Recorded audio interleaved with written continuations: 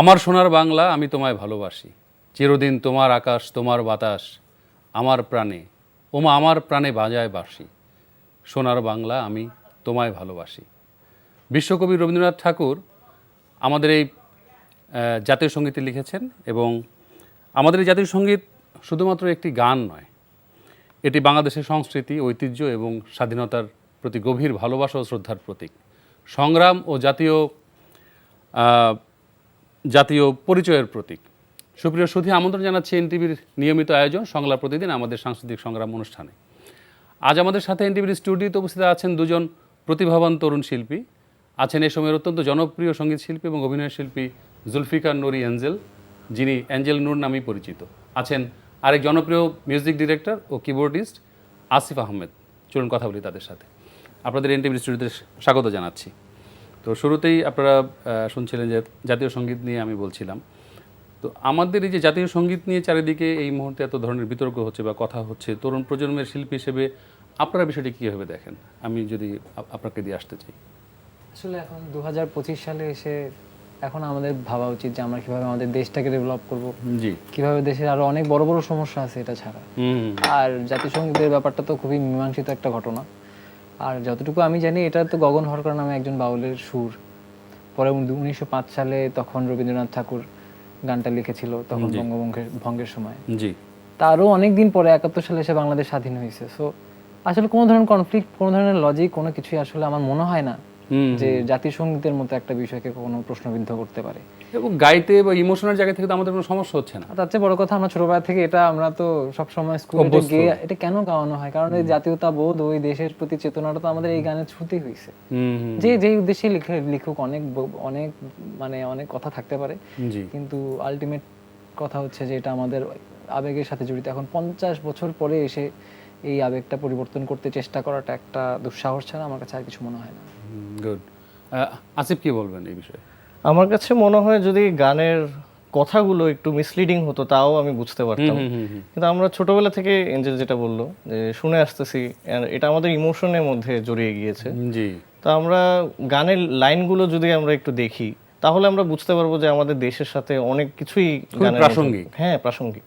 তো এটা আমার কাছেও মনে হচ্ছে যে মানে বোকামি ছাড়া কিছুই না। আমাদের তো সংস্কার আসলে আরো অনেকগুলো জায়গা আছে, তাই না? আমরা এই কথা বলার জন্য আরো অনেক কিছু আছে, রাইট? এটা নিয়ে আসলে এখন আর আমাদের বললাম কি, একটা পুরো জাতির গত 50 বছর ধরে ছোট বাচ্চাকাল থেকে স্কুলে এটা আমার সোনার বাংলা আমি তোমায় ভালোবাসি এটা গেয়ে গিয়ে আমরা আসছি। এটা ইভেন পৃথিবীর চতুর্থ সবচেয়ে সুন্দর ন্যাশনাল অ্যান্থেম হিসেবে এটা সিলেক্ট হয়েছে। মনে হয় না এটা নিয়ে কথা বলার কোনো যৌক্তিকতা আছে। এবং একমাত্র কবি, বিশ্বকবি রবীন্দ্রনাথ ঠাকুরের আপনারা জানেন যে জাতীয় সঙ্গীত 3টি দেশে গাওয়া হচ্ছে, জি, তাই না? এটা তো অনেকটা মানে আমাদের জন্য গর্বের বিষয়। যাই হোক, আমরা অ্যাঞ্জেল নূরকে দিয়ে আসতে চাই যে একসময় আপনি কাভার সং করতেন, আমরা দেখেছি নাটকে প্রচুর গান করেছেন আপনি। তো আপনার প্রথম মৌলিক গান যদি আবার গেয়ে আপনি আলোচনায় আসেন, ব্যাপক প্রশংসাও পেয়েছেন, এবং গাড়ি নিঃসন্দেহে অনেক ভালো হয়েছে, এটা মানে বলতেই হবে। তো এবং আমরা জেনেছি যে ভারতীয় সঙ্গীত তারকা অরিজিৎ সিং এক স্যান্ডেলে শেয়ার করেছেন এবং গানটির প্রশংসা করেছেন। তো ঢাকার গণ্ডি পেরিয়ে গানটি ভারত ও পাকিস্তানেও পরিচিতি পেয়েছে। কিভাবে কি হলো?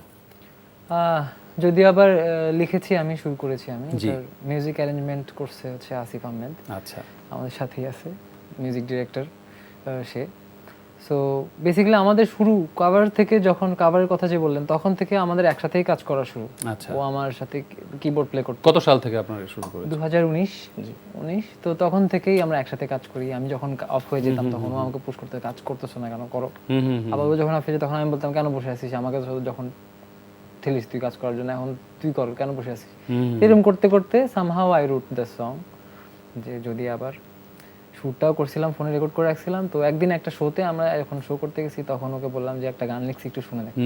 So he basically plays keyboard, but ওই দিন তার কাছে সে গিটার প্লে করছিল। আচ্ছা, অ্যান্ড আমরা একটা ভিডিও করছিলাম, ওই ভিডিওটা ফেসবুকে আপলোড দিয়ে দিছি।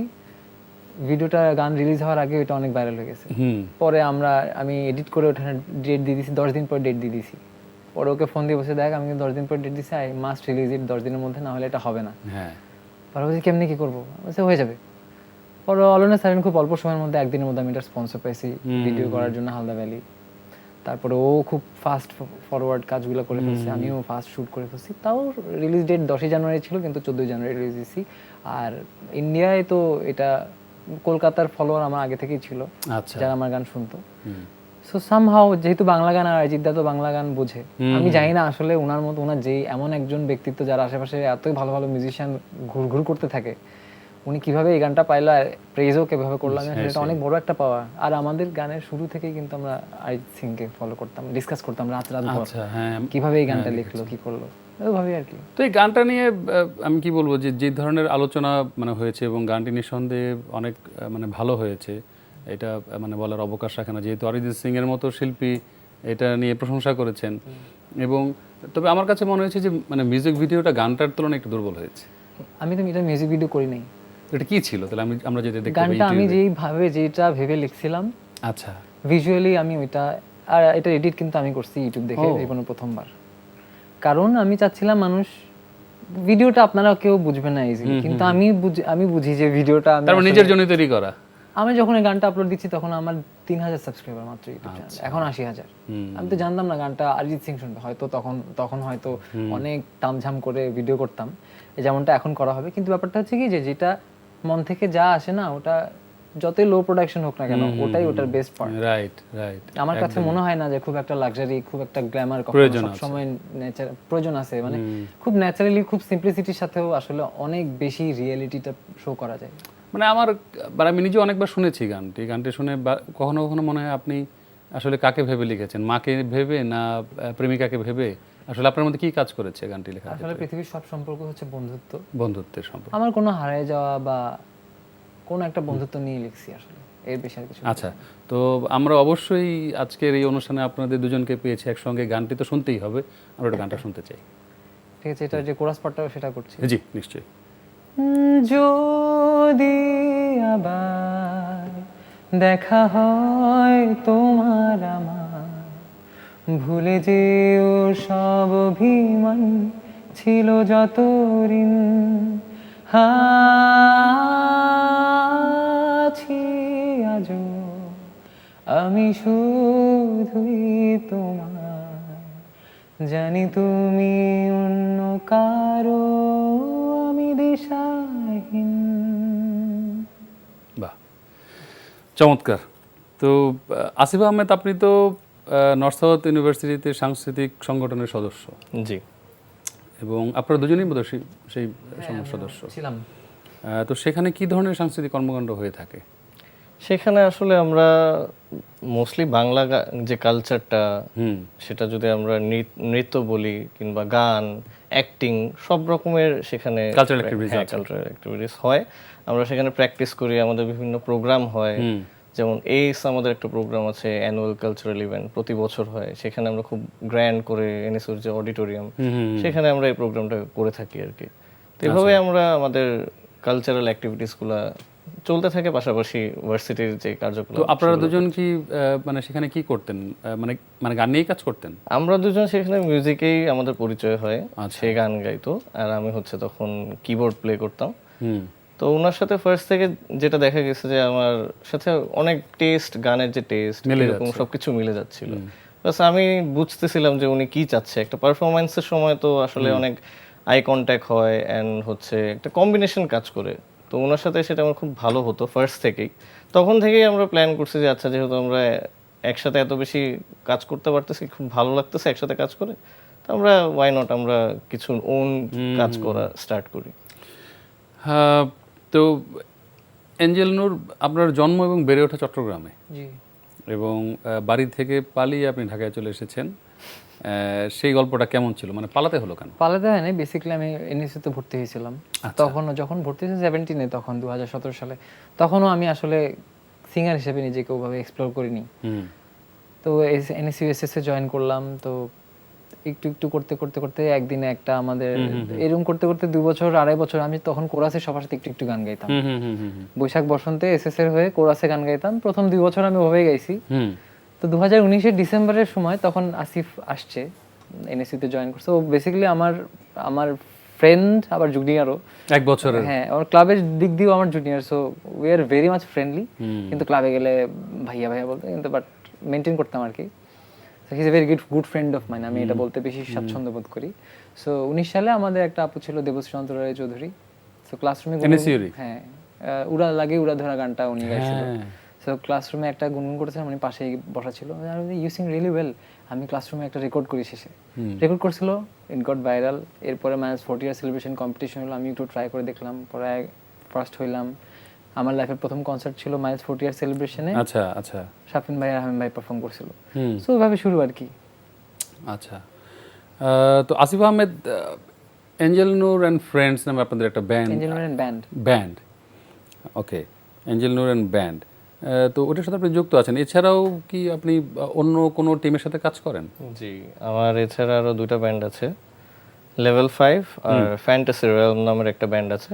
আচ্ছা, আর এছাড়া আমি গেস্ট হিসেবে ক্রিপ্টিক ফেটের সাথেও বাজাচ্ছি। ক্রিপ্টিক ফেটের সাথে, জি। আচ্ছা, তো আপনি তো একসময় অ্যাসিস্ট্যান্ট ডিরেক্টর হিসেবে কাজ করেছেন নাটকে, এবং আপনার সাথে আমার কাজ করার অভিজ্ঞতা জি হয়েছে। জি জি, সেটা তো আজ থেকে প্রায় 8-10 বছর আগে। সেটার পরিচালক ছিলেন নাবিল আহমেদ অভি, আপনার আমার এই আপন বড় ভাই। তো ওনার থ্রুতেই আপনার সাথে প্রথম কাজ করা হয়েছিল আমার। তো খুব অনেকদিন পর আপনার সাথে দেখা করতে পেরে খুব ভালো লাগছে। তো আপনি কি, মানে আমারও ভালো লাগছে অনেক, আমি খুব অবাক হয়েছি আপনাকে দেখে এবং আপনার সাথে পরিচিত হতে পেরে। কিন্তু আমার কথা হচ্ছে যে আপনি কি এখনো নাটকে মানে কাজ করছেন ডিরেকশন? জি জি জি, এখনো আমি নাটকের গান করছি। ব্যাকগ্রাউন্ড মিউজিকটা একটু কম করা হচ্ছে এখন। আর এখন যেটা, এই লাস্ট যে রোজারিতে গিয়েছে সেখানে আমার 4টা গান গিয়েছে, যে 4টা আবার ওনার সাথেই কাজ করা হয়েছে। মানে আপনার নাটক ডিরেকশনের কোনো মানে অ্যাসিস্ট্যান্ট ডিরেকশনটা আপাতত একটু অফ আছে, অফ আছে, হয়তো বা ভাইয়া আবার যখন কাজ করবে তখন আবার আমি করব। তার মানে ব্যাকগ্রাউন্ড মিউজিকই নিয়ে কাজ করছেন এখন? শুধু গানের কাজগুলোই করা হচ্ছে, নাটকের যে গানগুলো বেরোচ্ছে আর ব্যাকগ্রাউন্ড মিউজিকগুলো।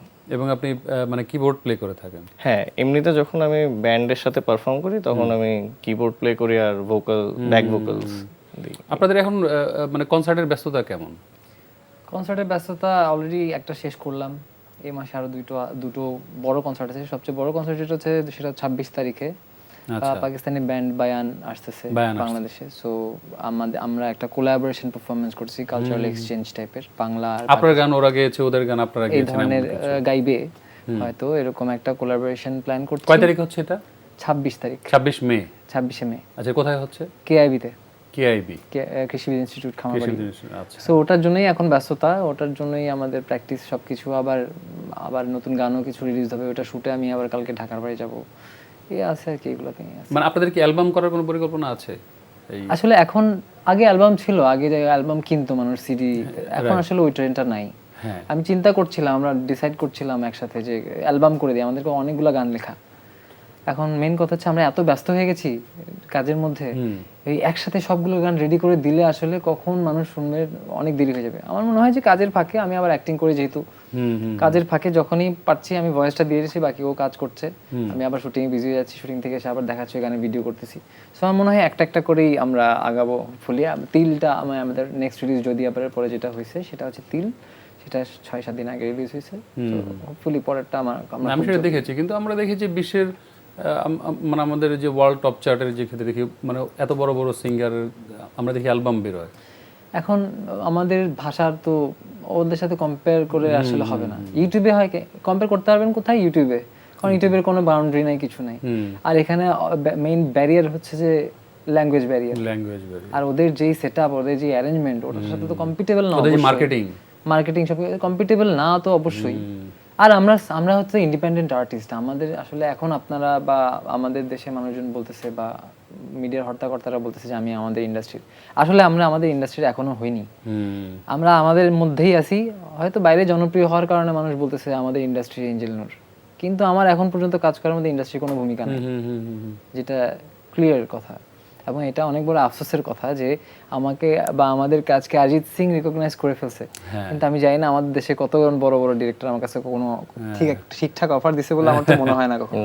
কিন্তু আমাদের কাছে কিন্তু ইন্ডিয়ার থেকে অনেক ভালো ভালো প্রজেক্ট আসছে, জাস্ট ভিসা ইস্যুর কারণে এগুলো সব পেন্ডিং, কিন্তু আমাদের দেশে এখনো আমি দেখিনি।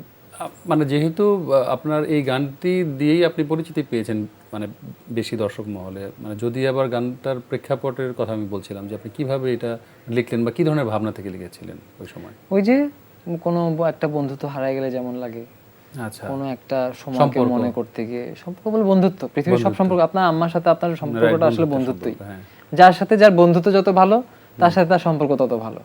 এটাই আসলে যদি এবারে ব্যাপারটা এরকমই ছিল, আপনি যদি কমেন্ট সেকশনে যান সেখানে দেখতে পারবেন যে বিভিন্ন মানুষ বিভিন্ন সম্পর্ক এখানে মানে কানেক্ট খোঁজার চেষ্টা করেছে। হ্যাঁ, কারণ লাইনগুলো কিন্তু এরকম স্পেসিফিক ভাবে বলা নেই যে এটা হচ্ছে কোনো একটা আমি তোমাকে প্রেমিকা ভালোবাসি তুমি আমাকে ভালোবাসি এমন কিছু বলা নাই। রাইট। আমার এখানে হচ্ছে একজন হারিয়ে যাওয়া মানুষ যাকে হয়তো আমি আবার দেখা হইতে চাই, সেটা আমার মা হতে পারে, বাবা হতে পারে, বন্ধু হতে পারে, যে কেউ হইতে পারে। সো এটাই গানটার সৌন্দর্য। হ্যাঁ, এবং গানটা খুবই ম্যাজিক্যাল। আমি বলবো যে হুট করে তো একটা জিনিস জনপ্রিয় হয়ে যায় না, বা দর্শকের মানে গ্রহণযোগ্যতার জায়গায় চলে যায় না। নিশ্চয়ই এটার মধ্যে ভালো কিছুই আছে। তো এই যে আমি কমেন্ট সেকশনগুলো দেখছিলাম, অনেকের বিভিন্ন ধরনের প্রশ্ন, এগুলো নিশ্চয়ই আপনি পার্সোনালি শোনে থাকেন যে সবগুলো প্রশ্ন মানে এঞ্জেল নূর আসলে কি ছেলে না মেয়ে, ওনার নামটা এমন কেন? আসলে আমরা এমন একটা সাবকন্টিনেন্টে থাকি, Right. আমি যে একটু দেখতে অন্যরকম, এটা আমি ছোটবেলা থেকে শুনে আসছি। আসলে ওদের কোনো সমস্যা না, এটা ওদের ভুল না। না, এটা হয়তো এই যে লাইক এটা মানে এঞ্জেল নূর কেন হ্যাঁ, আর আসলে আমরা কারণ যে এঞ্জেল ডি মারিয়া আছে না, আবার এঞ্জেল ডি মারিয়া, ঠিক আছে না, মানে আমাদের এখানে তো আসলে এই ধরনের নাম শোনা যায়। আমরা কোথায় কি পৃথিবীটা যে দেখেন আমরা কোথায় বসবাস করি, আমি আপনাদেরকে এখন একটা ক্লিয়ার স্টেটমেন্ট দিই। সেটা হচ্ছে 7টা মহাদেশের একটা মহাদেশ এশিয়া, তার একটা কর্নার সাউথ এশিয়া একটা ছোট্ট দেশ বাংলাদেশ। বাংলাদেশের ঢাকায় বসে আছি আমরা, বাংলাদেশের সবচেয়ে ইন্টেলেকচুয়াল জেনারেশন মানে সোসাইটি। বাংলাদেশের বেশিরভাগ জনসংখ্যা হচ্ছে যারা হচ্ছে মনে করেন আমাদের পৃথিবীর দ্বিতীয় গার্মেন্টস ইন্ডাস্ট্রি আর এমজি ইন্ডাস্ট্রির কান্ট্রি। তার মানে আপনি বলেন আমাদের দেশের ম্যাক্সিমাম কারা মানুষজন, তারা ফাস্ট এন্টারটেইনমেন্ট ছাড়া বসে লিরিক শুনবে, আবেগী হবে এরকম ক্লাসিক্যাল কিছু তারা শুনবে, ফাস্ট এন্টারটেইনমেন্ট চায়। তুমি আপনি একটা বিট দিয়ে দিলেন, আমি তোমাকে ভালোবাসি তুমি আমাকে ভালোবাসো, তোমাকে ছাড়া বাঁচবো না, আমি তোমার মধ্যেই শেষ হিট। আর এই কোয়েশ্চেনগুলো এগুলো আসলে ওদের সমস্যা না। আমাদের পলিটিক্যাল লিডাররাও বাংলাদেশের স্বাধীনতার পর থেকে আমাদের মানুষদেরকে ইন্টেলেকচুয়ালি এডুকেটেড হইতে দেয় নাই। আপনি বোধহয় এক জায়গায় বলছিলেন যে আপনার এই নামটা আপনার মা রেখেছিলেন। হ্যাঁ, আমার মা রেখেছিল, কারণ আমি দেখতে একটু অদ্ভুত ছিলাম ছোটবেলা থেকে। অদ্ভুত না, সুন্দর, অবশ্যই মানে সুন্দর তো আমি বলবো না, এটা মানুষের ব্যাপার। হ্যাঁ, এবং অনেকেই মানে এমন কমেন্টও আমরা শুনেছি যে মানে মাইকেল জ্যাকসনের সাথে আপনার একটা মিল খুঁজে পান। কেউ মাইকেল জ্যাকসনের মতো, কেউ কোনান গ্রোয়ের মতো, অনেকের মতোই বলে। এখন সবাই যার যার পিওভি, কিন্তু এটা কেন বলে এটারও একটা কারণ আছে। কারণ আমরা তো আসলে আমাদের দেশের এঞ্জেল নূর বলতে স্বাচ্ছন্দ্য বোধ করি না, কারণ আমাদের ঐতিহাসিকভাবে আমরা ব্রিটিশদের তোষামোদী করে গেছি। জি। আমি আসিফ আহমেদের কাছে আসতে চাই যে আপনাদের পরিচয়টা কিভাবে হয়েছিল, এবং আপনারা সম্ভবত একই ইউনিভার্সিটিতে একই ডিপার্টমেন্টের স্টুডেন্ট, একটু যদি বলেন আসিফ আহমেদ। জি, ফার্স্টে আমাদের আসলে ডিপার্টমেন্ট থেকে পরিচয় হয়নি, যদিও মানে ক্লাবটা থেকে পরিচয় হয়। সেখানে দেখা গেছে যে আমি কোনো একটা গান প্লে করতেছিলাম, ওনার কাজ ছিল না, বাট সে যেহেতু মেম্বার সে আসছিলেন, আমাকে দেখেছিলেন। টাইটানিকের একটা গান প্লে করতেছিলাম ওখানে, ওই মোমেন্টে সে এসে সেটার সাথে সুর দেয়া শুরু করলেন, মুখ দিয়ে গলা মিলালেন। তারপর সেখান থেকে আমরা একটা কানেকশন হয়, সেখান থেকে আমরা স্টার্ট করি। তার সাথে তখন প্রোগ্রামের জন্য সে আমাকে অফার করে যে একটা কনসার্ট আছে এরকম ছোট, আমার সাথে করবা কিনা। তো সেখান থেকে আমরা দেখা গেছে যে প্র্যাকটিস করে স্টার্ট করি। তারপর সে আমাদের যে ছোটখাটো হোম স্টুডিও আর কি, বাসার মধ্যে বেডরুমের মধ্যে যেরকম ছিল, হ্যাঁ কাভার্স করে স্টার্ট করি। তো দেখা গেছে যে আর আমরা খুব মিউজিক নিয়ে মানে গবেষণা করতাম। আচ্ছা, মানে একটা মিউজিক ডিরেক্টর কিংবা একটা সিঙ্গার একটা গান, সেটা নিয়ে রাত 12টা বাজে শুরু হয়েছে কথা বলা, সকাল 6টা পর্যন্ত চলতেছে।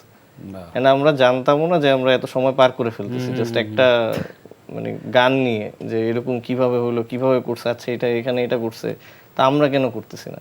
না, আমাদের চিন্তাটা অলওয়েজই আগে থেকেই ছিল, যখন আমরা ঠিক মতো গান করতেছিলাম না তখন থেকেই চিন্তা ছিল যে আমরা নতুন কিছু দিতে চাই বাংলাদেশে। মানে আমরা আমাদের সাউন্ডটা ওরা পারলে আমরা কেন পারবো না। তো মানে মানে খুবই ভালো এই আপনাদের মানে শুরুটা এবং জার্নিটা, নিশ্চয়ই মানে ভবিষ্যতে এটা চলবে। এবং আমি ইঞ্জিনিয়ারের কাছে জানতে চাই যে আপনি ইঞ্জিনিয়ারিংয়ে পড়েছেন, তারপর আবার আপনি গানে অভিনয়ে চলে আসলেন, ভবিষ্যতে আপনি নিজে কোথায় দেখতে চান সেটা হচ্ছে একটা প্রশ্ন। একটা হচ্ছে মানে উচ্ছন্নে গেলেন নাকি? উচ্ছন্নে গেলেন ইঞ্জিনিয়ারিং, মানে বাবা মায়ের তো একটা ইচ্ছা থাকে যে আমার ছেলে ইঞ্জিনিয়ার হবে, সেই উদ্দেশ্যে নিশ্চয়ই আপনাকে পড়িয়েছে, বা আপনাদের দুজনের কথাই যদি বলি। এখন এই থিওরিটাই ভুল যে আমি কোথায় পড়ছি ওখানেই আমি কাজ করব। পড়াশোনা কিন্তু আসলে মৃত্যুর আগ পর্যন্ত। সার্টিফিকেটটা হচ্ছে একটা জাস্টিফাই করা যে আচ্ছা ও এই জিনিসটা পারে। ট্রিপলি পড়া হয়েছে, আমি ছোটবেলা থেকে আসলে যেই কাজই করছি মনোযোগ দিয়ে করছি। আমি কখনো আসলে অবাধ্য সন্তান কখনো না। সব আমার ফ্যামিলি সবচেয়ে শান্ত, সবচেয়ে বাধ্য বাচ্চা যদি কেউ থেকে থাকে সেটা আমি। কথাও খুব কম বলতাম। আর যেহেতু আম্মা খুব ছোটবেলায় মারা গেছে, সো আমার গ্রো আপটাও একটু অন্যদের চেয়ে আলাদা হয়েছে। একা একা থাকতাম, খুব একটা ফ্রেন্ড ছিল না। সো ওরকম কিন্তু গান যে গাইতে পারতাম এটা আমি আসলে 14-15 সাল থেকে মোটামুটি বুঝি, যখন ওই যে অরিজিৎ সিং এর একটা গান আছে চাহু মে আনা, তখন ওইটা যখন শুনতাম আমরা একটু একটু গাওয়ার চেষ্টা করতাম। আমি ওই যে ব্যালকনির সিলিং আছে না, উপরে ফাঁকা জায়গা থাকে না, একটু দেয়াল নামানো, ওখানে গিয়ে গাইতাম যাতে একো হয়, কারণ সুন্দর শোনাইতো। বাটন ফোনে রেকর্ড করে আবার শুনতাম, আমার মনে হতো যেন আমি এখন একই রকমই গাচ্ছি। সেরকম করতে করতে গাইতে গাইতে আসে, কিন্তু কখনো সিঙ্গার হবে ভাবি নাই। ইঞ্জিনিয়ারিং শেষ করতে করতেই সাম হাউ ন্যাচারালি আমি চলে আসছি, আবার এখানে যে ফেম পাবো এটাও আমি ভাবি নাই। গান আর ইঞ্জিনিয়ারিং কথা বলছি, এটা দুইটা একটার মানে কখনো ফাইট লাগে নাই, কারণ আমার গানে যে পরিমাণ সময় দিয়ে আমার এটুকু গাওয়ার কথা ওই পরিমাণ সময় আমার দিতে হয় নাই। আমার এটা আগে থেকেই ছিল, জন্ম থেকেই ছিল, এটা আসলে উপরওয়ালার দেয়া ছিল আগে থেকে, সেই জন্য আমার কষ্ট করতে হয় নাই। যদি কষ্ট করা লাগতো আমার মনে হয় না আসলে কোনোটাই ঠিক মতো হতো। তার মানে লিটারালি আপনি কোথাও গান শেখেন নাই? কিছুই করি নাই, আউট অফ নোয়ার। এখন কি সামনে কি মানে শেখার কোনো ইচ্ছা বা আগ্রহ সামনে আছে? না, আমি 2-3 বছর আগেও চেষ্টা করছিলাম যে ছায়ানোটে, কিন্তু ওদের এত বড় লিস্ট দেখে আমি ভাবা চাকা খেয়ে গেছি আমি আসলে কোনটা শিখবো। কিন্তু এখন তো আমি সবই গাই, যদি শিখতে যাই মানে তাহলে গাইতে গাইতে এখন কি মনে হচ্ছে, গানটাকে শেখা উচিত মনে হয় বা সাধনার করা উচিত? আসলে আমার কি উচিত তার চেয়ে বড় কথা, আমি একজন আমার জীবনের একজন গুরুত্বপূর্ণ ব্যক্তি মোশাররফ করিম, ওনার একটা কথা বলতে চাই যে উনি আমাকে মোবারকনামা হ্যাঁ শুটিং এর লাস্ট ডে একদম ডাকছে, এঞ্জেলিকায় এরকম ধরছে, বলছে দেখ তুই যা আসিস তা, নেভার ট্রাই টু লার্ন, হ্যাঁ তোর মধ্যে একটা মায়া আছে, হ্যাঁ এরকম কিছু একটা বলছিল। সো এবং আমাকে বলছে মানে এটারই একটা এনার্জি আমি ফিল করি, আমি 15 দিনের শুটিং এ ফিল করছি, তুই জাস্ট যেমন আছিস তেমন থাক, অনেকে অনেক কথা বলবে, কিছু শিখতে যাইস না, আচ্ছা তোর মন থেকে যা করতে হয় এতদিন যা করছিস তাই করতে থাক। And I am trying to follow Mosharraf vice those words. And আমি খুব লাকি যে আমি আমার জীবনের প্রথম মুভি করছি নাসিরউদ্দিন খানের সাথে, the amazing actor of this country আমার মনে হয়। আর প্রথম ওয়েব সিরিজ করছি মোশাররফ করিম ভাইয়ের সাথে, আরেকজন অসাধারণ মানুষ, অসাধারণ মনের অধিকারী। উনি যত বড় অভিনেতা তত বড় আবৃত্তিকার, তত বড় ভালো মানুষ, তত বড় আমার একজন ভালো বন্ধু মোশাররফ ভাই। উনি যখন তখন এত ব্যস্ততার মধ্যে উনি হুটহাট আমাকে ফোন দিয়ে জিজ্ঞেস করে কেমন আছিস। উনি প্রচুর পড়াশোনা করেন, হ্যাঁ অনেক পড়াশোনা করে, আর উনি পুরান ঢাকাইয়া কিছু কবিতা জানে, এত মজা করে, খুবই এন্টারটেইনিং উনি, আসলে আমাকে খুব ভালোবাসে। তো আপনি ইঞ্জিনিয়ারিং এ পড়লেন, আবার আপনি মানে গান করছেন বা মানে গানে চলে আসলেন, অভিনয়ে কিভাবে গেলেন? ওই যে বললাম যে ভিডিওটা আমার আপু আপলোড দিছিল, হ্যাঁ তার 6-7 মাস আগে সামহাও বাসায় ঝগড়া করে আমি চলে আসছি, 6-7 মাস আর বাড়ি যাইনি। তো জীবনের প্রথমবার আমার চুল একটু বড় হয়েছে, এত সাইজের হয়েছে, তো যখন চুল কার্ল হয়ে গেছে, সো বাংলালিংক থেকে আমাকে ফোন দিছে যে লুকটা দেখছো ভিডিও ভাইরাল হওয়ার বিজ্ঞাপনের জন্য, ওই যে আপনার লুকটা খুবই ইউনিক, ওই যে বললেন আপনি একটু আগে যে কোশ্চেন করলেন ছেলে না মেয়ে হ্যান, সো ওই ইউনিকনেস থেকেই দে কেম টু মি যে আপনার লুকটা খুবই ডিফারেন্ট, বাংলাদেশে দেখা যায় না, আপনি কি আমাদের একটা টিভিসি করবেন কিনা। আমি তো অভিনয় পারি না, আর একটা অ্যামাউন্টের কথা বলছিল যেটা আমার পুরো মাসের টিফিনের টাকা ছিল। আচ্ছা, সো আমি বলছি কেন করবো না, ঠিক আছে করি। ডিরেক্টর ছিল আদনান রাজীব, এবং মজার ব্যাপার হচ্ছে পুরো শুটে আমি বসেছিলাম যে উনি আমাকে একটু বলবে যে এটা কারেকশন, এটা হয় নাই, কিছুই বলে নাই। শুট শেষ, আমি শুট শেষ করছি, তার বলছে প্যাক আপ। আমি পরে জিজ্ঞেস করছি আমার কাস্টিং ডিরেক্টরকে যে আমি কি করছি, হ্যাঁ এটাই তো শেষ। সেই করার জন্য আপনি আমাকে এত টাকা চার্জ করতেছেন, এই আর কি, ওভাবে শুরু। তো আপনি তো ইকবাল হোসেন চৌধুরীর মানে বলির কথা বলছিলেন, বলিতে অভিনয় করেছেন, মোবারকনামায় অভিনয় করেছেন, তো এই যে কাজ করতে যে অভিজ্ঞতা কেমন হয়েছে, যে মানে অভিনয় না জানে একটা মানুষ হঠাৎ করে এত বড় সেটে যে? আমাদের বলিতে প্রায় 77 থেকে 78 জনের টিম ছিল, এবং বলিটা চ্যালেঞ্জিং ছিল সব দিক থেকে, ক্যারেক্টার ওয়াইজ, ভাষাগত দিক থেকেও। যদিও আমি চাটগাঁয়া, কিন্তু ওই রুরাল চিটগাংয়ের যে কোস্টাল ভাষা ওইটা কিন্তু আমার রেগুলার চাটগাঁয়া ভাষার সাথে মেলে না। সো ওটার জন্য ল্যাঙ্গুয়েজ ট্রেনিং ছিল, লুঙ্গি পড়া শিখতে হয়েছে, আমার স্কিন একটু ব্রাইট, কিন্তু কেন জানি না আমাদের ডিরেক্টর ইকবাল হোসেন চৌধুরী আমাকে দেখার পরে ওই একই ওই ইউনিকনেস থেকেই আমার বলে এটাই আমার সাফু, আউট অফ নোয়ার। আমি জানতাম না যে এই মুভিটা আমি করতেছি। আচ্ছা, কিন্তু আমার ডিরেক্টর খুব স্ট্রিক্ট ছিল, আমার প্রডিউসার অনেকে বলছিল যে ও তো অ্যাক্টিং করেনি, মঞ্চও করে নাই, সবাই খুব তুখোড় অ্যাক্ট্রেস, প্রিয়া মর্চি, ইতমাম ভাই, নাসির ভাই, একই ফ্রেমে কিন্তু বোঝা যায় অ্যাক্টিং এর ডিফারেন্স। সো কিন্তু আমাদের ডিরেক্টর খুব স্ট্রিক্ট ছিল যে আমার সাফু এটাই, আমি আসলে অন্য কাউকে কল্পনা করতে পারতেছি না, ওই ন্যাচারাল একটা জায়গা। কিন্তু আমি ব্রাইট মডার্ন কাপড় পরা, কিন্তু সাফুর ক্যারেক্টার তো একদম জেলের ছেলে, সে জাল মারে। তো শুটিং শেষে আমাকে প্রথম দিন শুট করতে গিয়ে শুট করে আমি খুব টায়ার্ড হয়ে গেছিলাম, আর 9টার দিকে আমি বেহুশ হয়ে যাওয়ার মতো অবস্থা। প্রডিউসার কিন্তু ডিরেক্টর বসে আমাকে নিয়ে নাও, দেখতে একটু দুর্বল সুর্বল, শহরে থাকে ও গ্রামের, এগুলা কি একটা বাঁশখালীর গহীন একটা একদম গ্রামে শুট হয়েছে। তো তো পরের দিন থেকে পরে শুট শেষ হওয়ার পরে উনি আমাকে বলছে যে ইউ ডিড রিয়েলি ওয়েল। বাহ। আর মুভিটা যখন অস্কার নমিনেট হয়েছে, আবার বুসানে হাইয়েস্ট অ্যাওয়ার্ড উইন করছে, বাংলাদেশের ফার্স্ট মুভি। সবকিছু মিলায় ইট ওয়াজ অ্যামেজিং জার্নি। আমি এখনো শিখতেছি, তখনও শিখতেছিলাম, কিন্তু এই শিখার পথটা আমি খুব লাকি যে খুব সুন্দর হচ্ছে। আমি একেবারে ছোট্ট করে জানতে চাইবো যে আমি যতদূর জেনেছি যে আপনি একটা প্রিপারেশন নিয়েছেন একটা তামিল মুভি করার জন্য, এবং আপনার হাতে আরো 3টা মুভি আছে। আরো 3টা মুভি আমি আছে। ছোট্ট করে শুনতে চাই। আসলে তামিল মুভিটা নিয়ে আমি এখন খুব ডাউটফুল, কারণ ভিসা নিয়ে খুব সমস্যা। আচ্ছা। আমার ওখানে গানটা নিয়ে অনেক কাজ ছিল, কিন্তু এখন তো আসলে যাওয়াটা কোনোভাবেই সম্ভব হচ্ছে না, আর অনেক কনফ্লিক্টস আছে। আর তার চেয়ে বড় কথা এই যে 26 তারিখ পাকিস্তানি ব্যান্ডের সাথে স্টেজ শেয়ার করছি, এটা নিয়ে আবার আমার ইন্ডিয়ান একটা ফ্যান বেজ আছে, জি, ওদের মধ্যে একটু অসন্তোষ সৃষ্টি হয়েছে যেহেতু যুদ্ধ পরিস্থিতি। তো আসলে গানের কোনো ভাষা নাই, সংস্কৃতি। আপনি ইউটিউবে ঢুকলে আপনি জাস্টিন বিবারের গানও সার্চ দিয়ে দেখতে পারেন, না এঞ্জেল নুরের গানও সার্চ দিয়ে দেখতে পারেন। ইউটিউবে আসলে মানে এখনকার যুগে আসলে পৃথিবীটা একটা রুমের মতো। এখনো যদি আমরা ন্যারো মাইন্ডেড চিন্তা ভাবনা করি যে কাটা দাঁত দিলাম হয়ে গেল, এখানে একটা শিকড় দিয়ে দিলাম, এখানে একটা ডিভাইডেশন দিয়ে দিলাম, বলে দিলাম আপনি অন্য লোক আমি অন্য লোক, রাইট। তো আমরা একেবারে মানে প্রোগ্রামের শেষের দিকে চলে এসেছি। তো আমরা ছোট্ট করে আপনাদের যে লাস্ট 8 তারিখ সম্ভবত একটা কভার সং, মানে আপনাদের একটা মানে মৌলিক গান রিলিজ পেয়েছে, মৌলিক গান, হ্যাঁ, এবং স্টিল শিরোনামে আমরা সেই গানটি একটু শুনে আজকের অনুষ্ঠান শেষ করতে চাই। ঠিক আছে।